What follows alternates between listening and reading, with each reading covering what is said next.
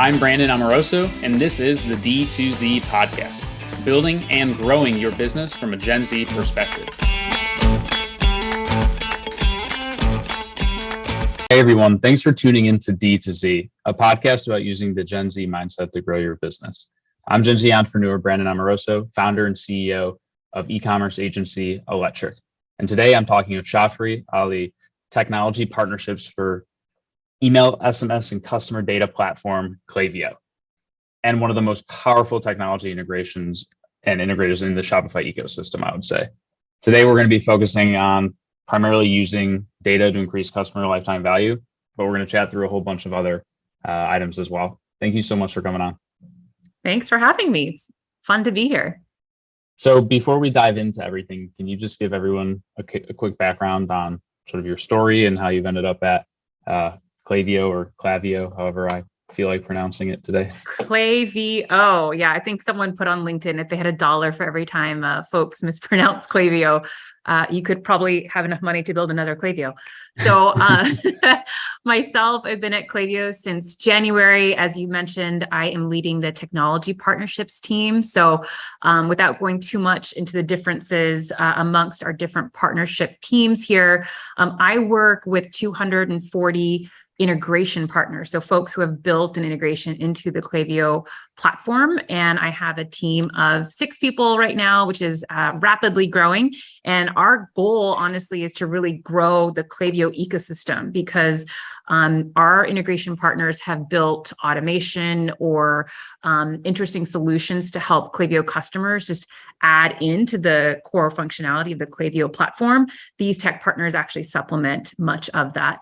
And then my background, since I mentioned I've only been here for 6 months, I'm actually not new to e-commerce. I was at a company called Recharge prior to Klaviyo and helped grow that business to where it is today in terms of at scale. And they're working with over 15,000 brands at this point at Recharge. I helped lead a lot of the go-to-market functions there. And really why I joined Klaviyo after 5 years at Recharge was to build something from scratch again. Like I mentioned, my team's only 6, they're small and mighty, but we're going to be growing the ecosystem from this year forward. It's super exciting. And I think the number one reason why Klaviyo is so great is because of the technology integrations. I was actually just on a call this morning trying to explain to somebody how it really isn't even about the email product more so than it is the data as well as the integrations with all of the technology partners. That is the reason why we don't use any other tool.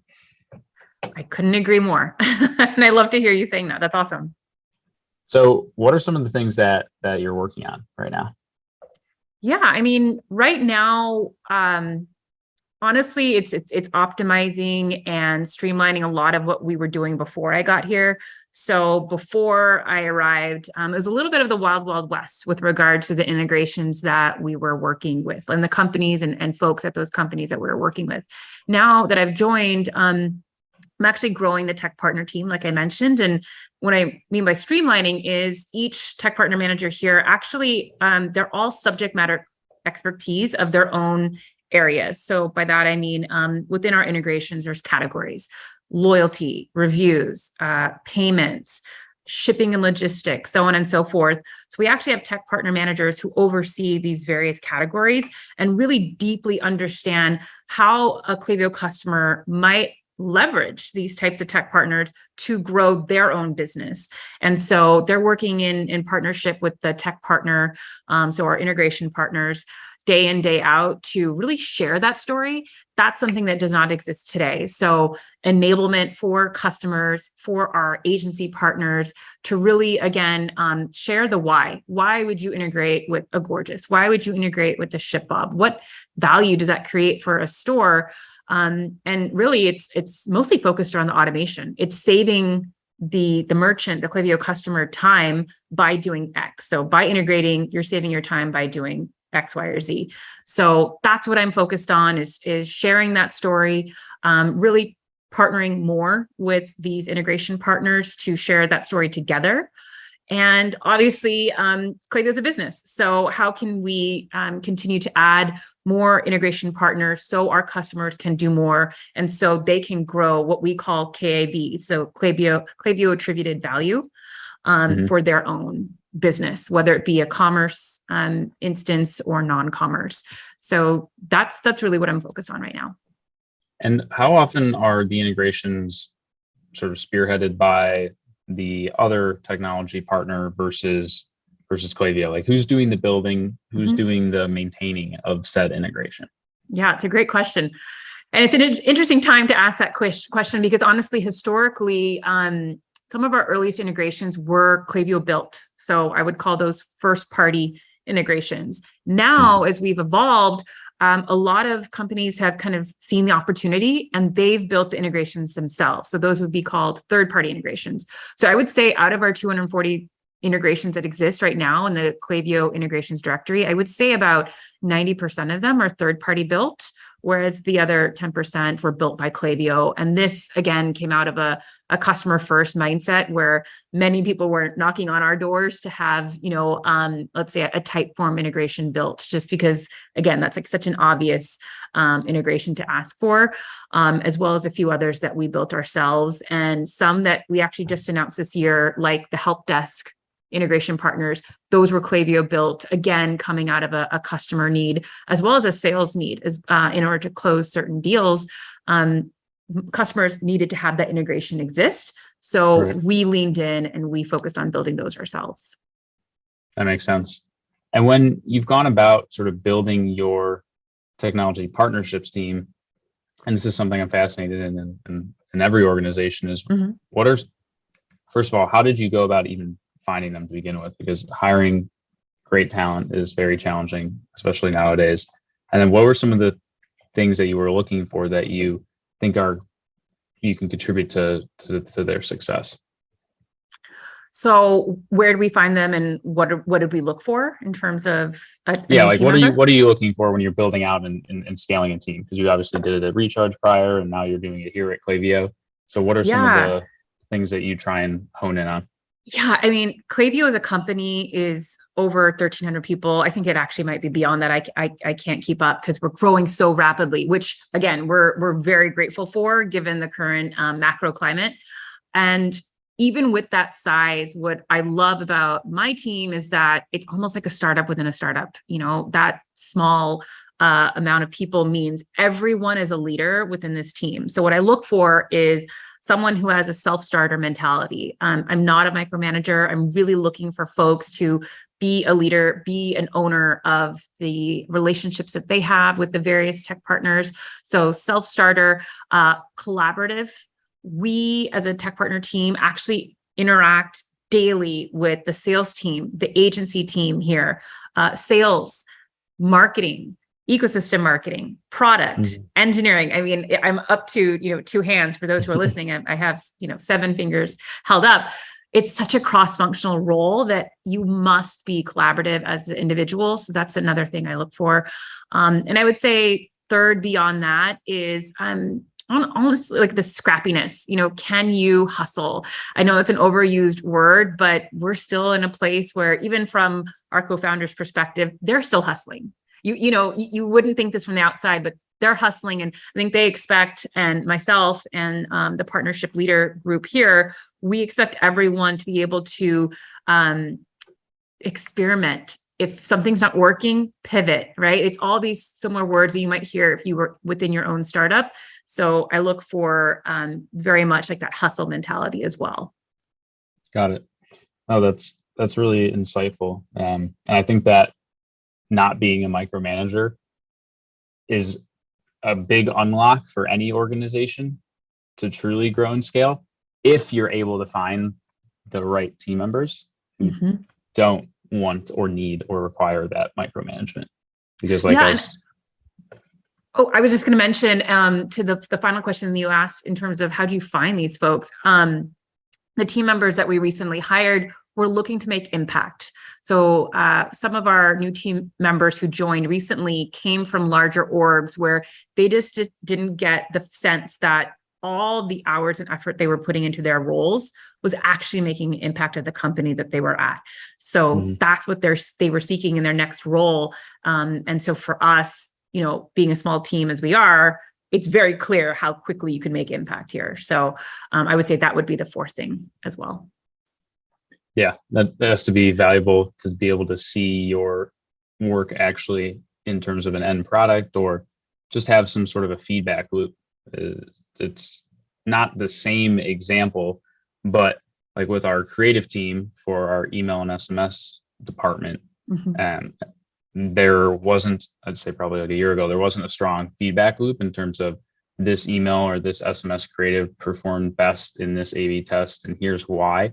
And so the designers were just designing for the sake of designing. They weren't necessarily getting that end result of, oh, this one was better, and let's think about how we could maybe inform net new designs moving forward based off of that information, and allowing them into that process and giving them that information definitely helped out a lot in terms of improving the overall work product, but also just making them feel more invested in it because they saw the end result of what their work was.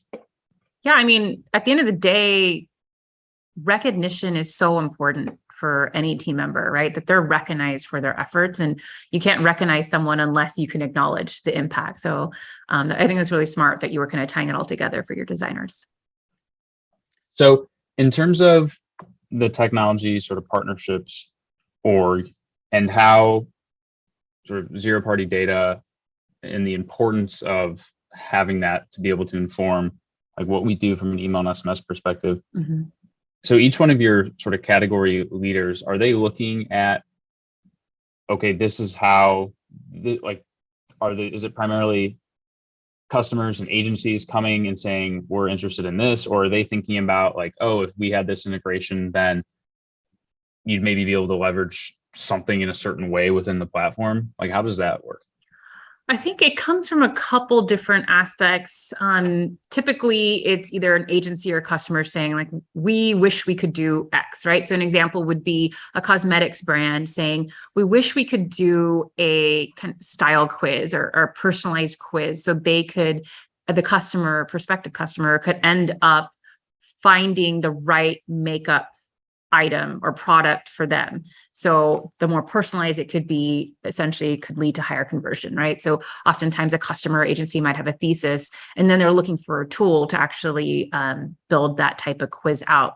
So what they might do is come to our integrations directory and see, do we have a survey or quiz tool? And it turns out we do. We have a couple actually. So Jebbit and Octane are great examples to collect this type of data, and then use that data and then be able to do different types of experiences. So at Klaviyo, we look at our platform in three different buckets. One is this database layer. Then we have a learnings layer. You know, what do you do with that data? You might learn that something might work versus another. Then once you learn that, you can actually create an experience. So the data in this example would be, okay, customer X said that they have oily skin and they prefer a foundation that lasts all day, right? Okay, with that, we're going to recommend this product. Well, we might recommend this foundation and they might leave, right? They might abandon their cart. Well, Klaviyo as a company will have that data fed into our platform via the survey tool. We'll actually be able to retarget them with maybe an abandoned cart flow that's built in with, you know, triggers within Klaviyo that they abandon their cart. Let's send them an abandoned cart email 5 hours later. Hey, you left something in your cart and it's a specific item, right? So usually that comes from, again, a customer or agency saying, we know folks are abandoning their cart super often. Let's create a solution for that and maybe recapture 5 to 10% of those lost sales. So that's typically how it comes about. On the flip side, I would say, and I just got off a call with a brand new company right now, no one's ever heard of. They built a really interesting automation I can't share yet, but they're solving for a need on the checkout side of things in a really interesting and meaningful way. And they're trying to find customers who might need this solution related to checkout. So it does come from the customer. It also comes from innovative companies who have solved for something that's either unique or new, given where we're at within e-commerce. Got it. That's really interesting that the companies are reaching out to you to try and see if there's a fit. And then if you see value add, I mean, that would be a huge unlock for that new company, is that, you know, we're now on the Klaviyo directory of integrations. And I think there's even been companies that are, I mean, if it weren't for Klaviyo, they would not exist. Like specifically some of the post-purchase shipment tracking platforms that we use on Shopify. I mean, everything they do runs through Klaviyo.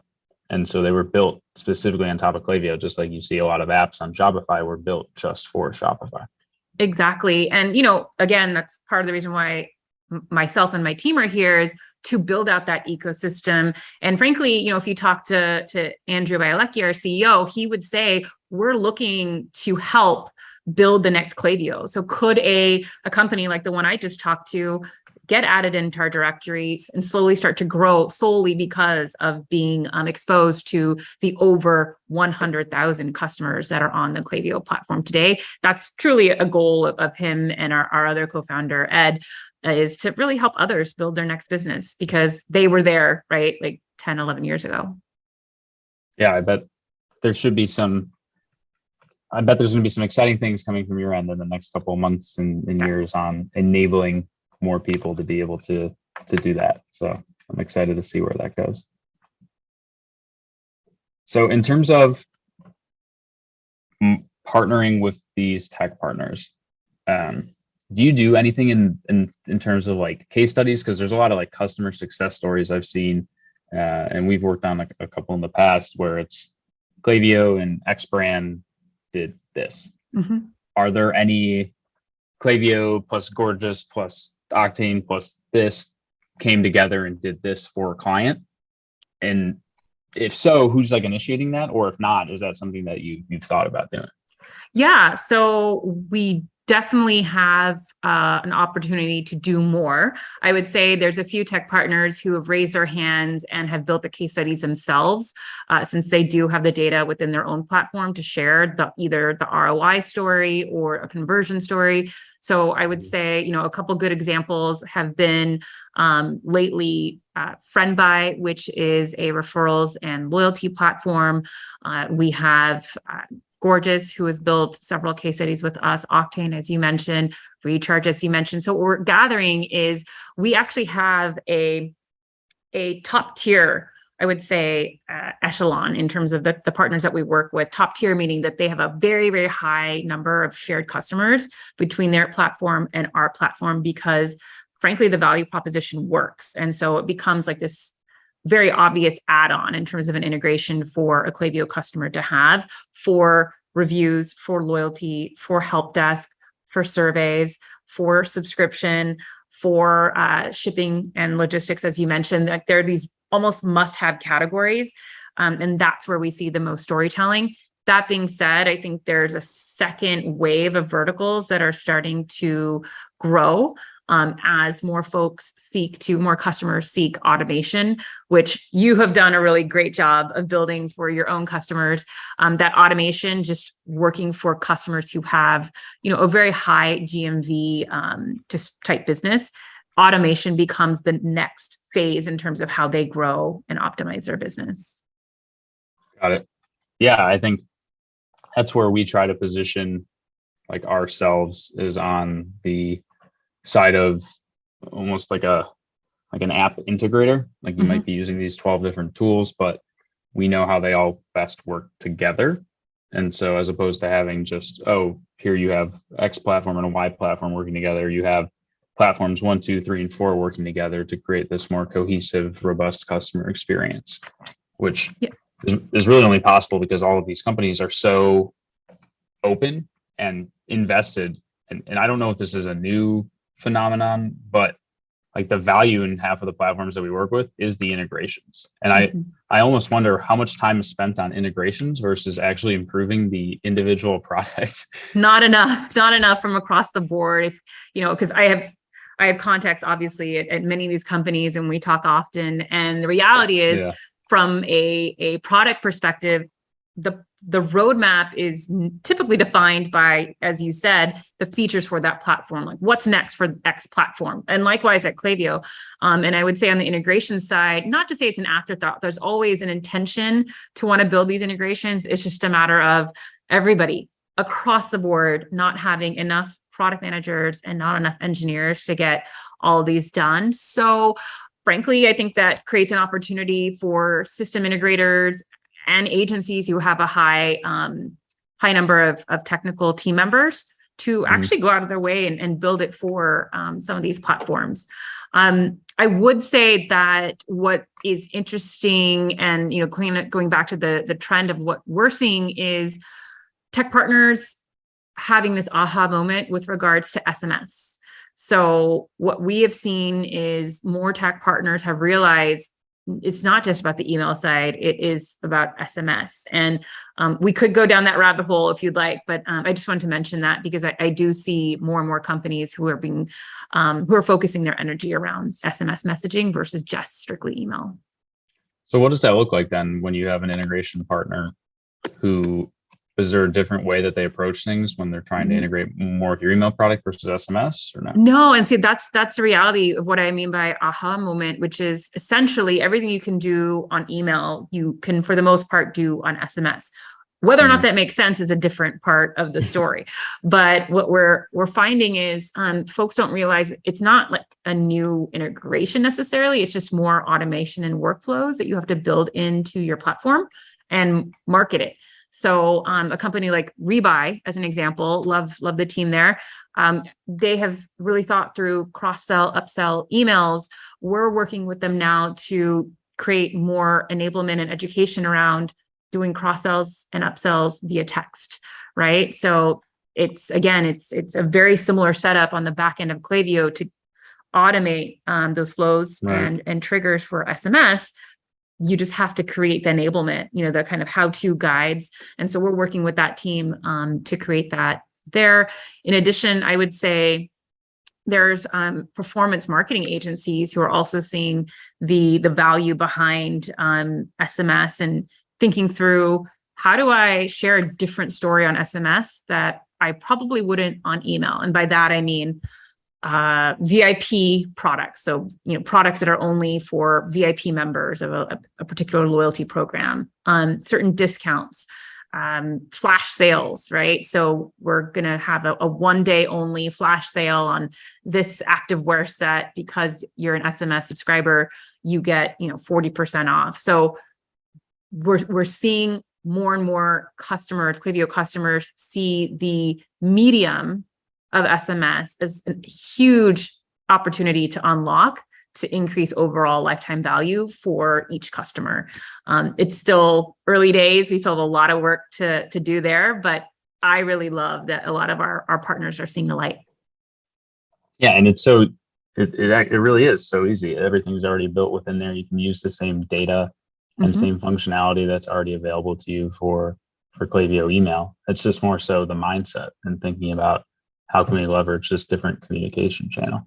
So you got email and text, like what's next? Is there anything else that's going to get appended on here? Yeah, so I'm not sure if you and your audience saw the Klaviyo One announcement from last month. Really exciting time here at Klaviyo, just to have a couple things happen. One is, it's a brand new brand. I don't know how any other way to say it. It's a brand new brand. So Klaviyo One is really focused on the mid-market customer. So folks who, have a certain GMV dollar mark. That's kind of how we classify them. But now what we're doing is we're actually labeling a customer segment of ours we're already working with. So really exciting. And as part of that, we're expanding our feature set to, again, also move up market. So you might have seen our CDP announcement. So in terms of exciting things that are happening under the hood over here, it is mostly focused around further building out a CDP, aka customer data platform, for some of the larger brands that already are starting to use Klaviyo as their database, as the home for their customer profile data. Brandon likes, I'm going to make this up and tell me if I'm wrong, but vanilla protein powder, the orange cream Olipop flavor, so on and so forth. If we know all this about Brandon, we could probably send him an SMS to tell him about the ice cream flavored protein powder that we're about to launch, right? So the CDP part of the business is very, it's not new. It's just it's growing rapidly, especially from a technology perspective. How much do the integrations play into that? Yeah, I would say a massive part. So if you think about the 240 tech partners who are sending X data points per integration into the Klaviyo platform. As you mentioned, Klaviyo being one of the most robust platforms versus maybe some of our competitors or other solutions out there, they're a massive part of that. And, they're capturing like the survey data, they're capturing the order data, right? They're capturing the loyalty data.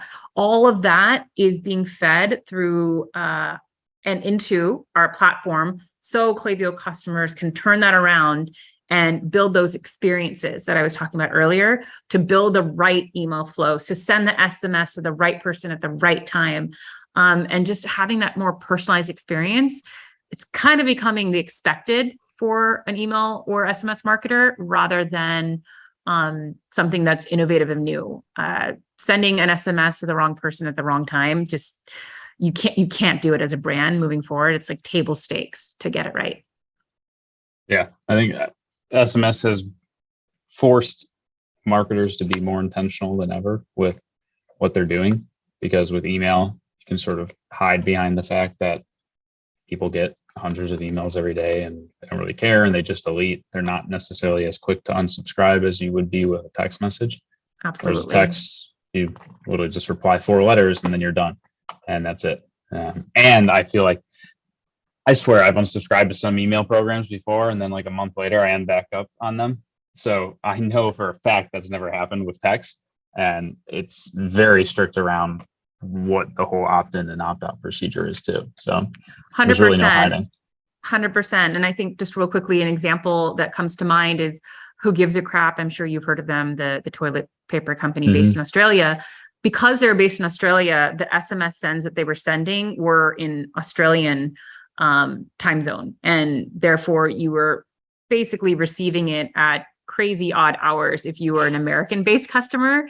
And because we're actually able to have smart send times with our platform, they now actually avoid sending text at the wrong time. And thus they've been able to have higher retention of their SMS subscriber base. So it's just like little things like that, just to think through as a global brand, which many of our customers are. Again, just being smart about when you send a message and which medium you send it through. It's pretty funny. I don't think I've ever received a text at 3 a.m. about toilet paper, but maybe during COVID. There's always a first. It's funny. Well, thank you so much for joining us. Before we hop off here, can you just let everybody know where they can find you online or Klaviyo as well to learn more? Absolutely. You probably haven't met a Chathri before, which is why I have the handle of @Chathri. So you can find me on twitter.com/Chathri. Likewise on LinkedIn. I'm on LinkedIn. I think that's the best place to find me and kind of find out what I'm talking about is Twitter and LinkedIn. That's awesome. For some reason, somebody had already taken the @Brandon handle. So here I am. But thank you so much for joining us. As always, this is Brandon Amoroso. You can find me at brandonamoroso.com or electricmarketing.com, and we'll see you next time. Thanks for listening.